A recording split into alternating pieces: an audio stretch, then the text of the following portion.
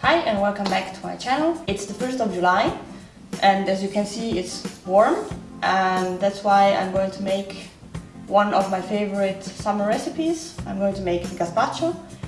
The ones of you who follow me on Instagram probably already saw a couple of pictures of it. I love to make it and it's really easy to make, and that's why I wanted to share it.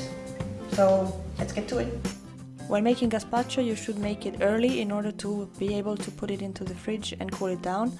In case you forget about it, like I usually do, you have to use some ice cubes to cool it down. You will need 500 grams of very ripe tomatoes, 1 clove of garlic, half a cucumber, half a green bell pepper, salt, pepper, 100 milliliters of olive oil, 4 tablespoons of vinegar and some bread. We wash our vegetables and cut them into big chunks.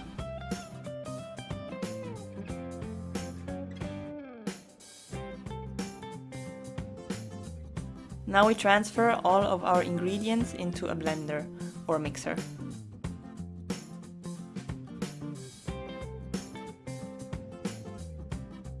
And we blend it. In case your ingredients do not fit all at once, you can gradually add them.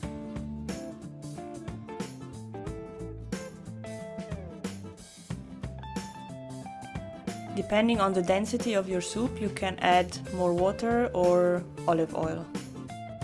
Put it into the fridge for approximately 2 hours to cool it down and add an ice cube. If you don't have time to put it into the fridge, add an ice cube or more to cool it down. And here we have our finished gazpacho.